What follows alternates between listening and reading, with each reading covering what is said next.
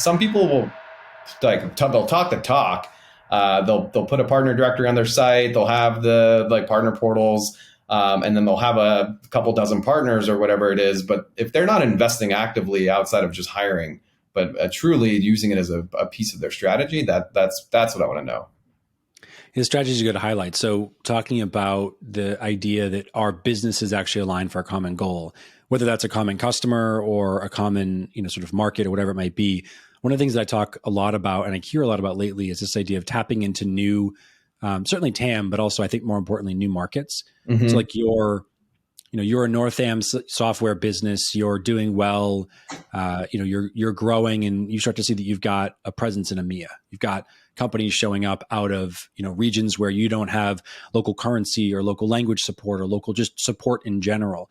So when I think about those dynamics, that's usually, at least in my circles, one of the early indicators that you may want to think about partnerships. Yeah. So for your experience, I'm curious if you've heard in that dynamic, when you start to think about expansion outside geo, expansion outside, native currency or language, are there leading indicators for good fit for both parties again, in terms of whether that's like size or years in market or expertise that may indicate, hey, if we work with this business and vice versa, if we choose to work with this partner organization, we're going to have something that is going to generate fruit, if you will, for the next, 5, 7, 10 years for longevity's sake?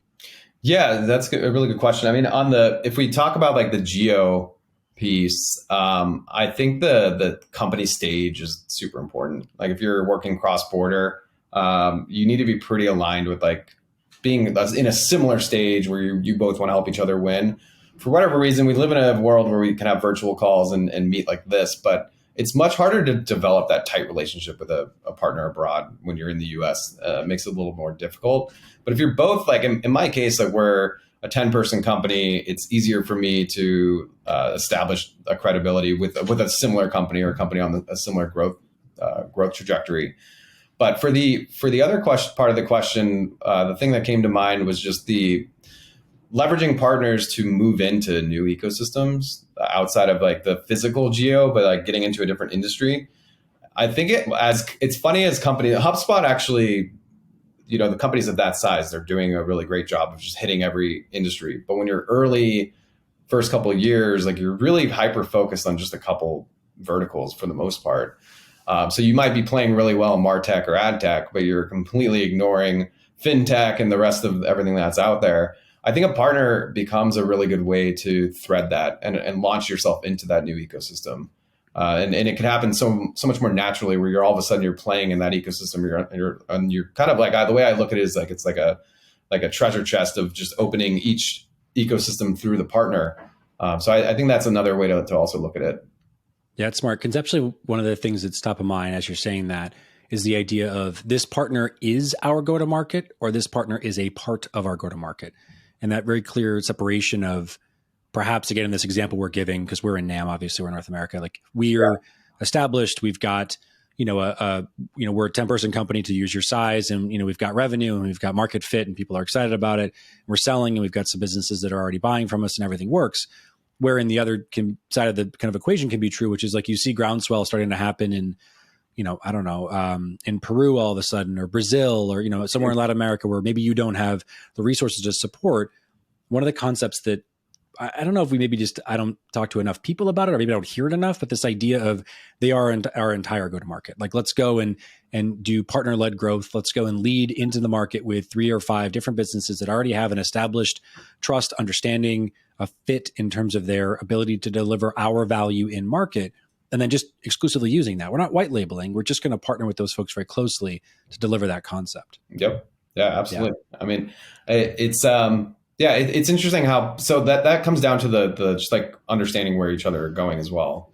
Because if I have a first call with you and you're telling me you focus on higher ed tech and we're focused on like e-com, it feels like a disconnect. But if the roadmap's in line and like that's where you're heading and there's some kind of bridge down the road, it totally makes sense. Yeah, it does. You made a comment about earlier on, as CEO, obviously you have the opportunity to impact roadmap and align to like market conditions and whatnot. So, if we think about who often is leading a partner organization, conceptually, when I think about it, there are a variety of stakeholders. It's really everyone across the business. It's marketing, it's sales, it's CS. It's really everyone in that sense that is going to, product that'll interact with this division. So is there any kind of thoughts you have and perhaps like a framework you use or guidance you've given around how to take the work that you're doing in partner and either productize it and deliver it back to the business, or take the products that are already existing within, again, marketing, sales, CS, the actual solution itself, and bring that to your partners in a more actionable way, right? I wonder if that's something you've kind of thought about in your role.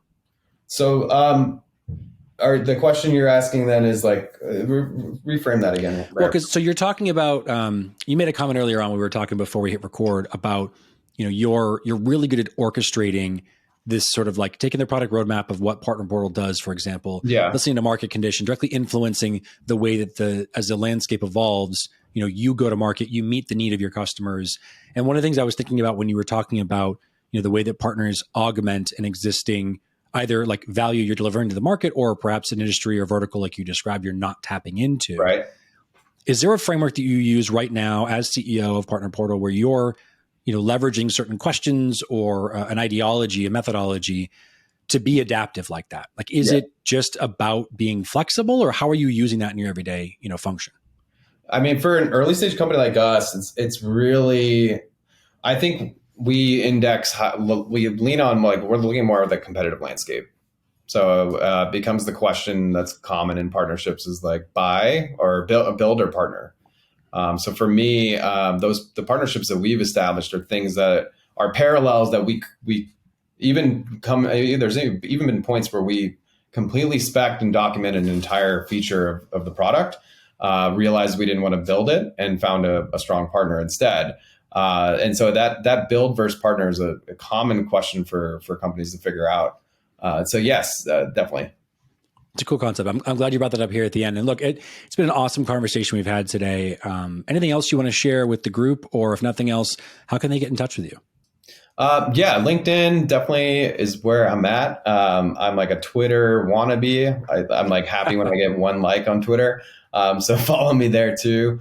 But yeah, no, we're releasing a bunch of new features coming out at the end of the year. And anyone who's looking to build up a partner program from the ground up, definitely worth checking out. Fantastic. Well, look, again, great conversation today. I appreciate it. And as I understand it, we should all go follow you on Twitter and like every post you put up. We'll just make you viral. It'll be great. For sure. Thank you. Yeah, you take care.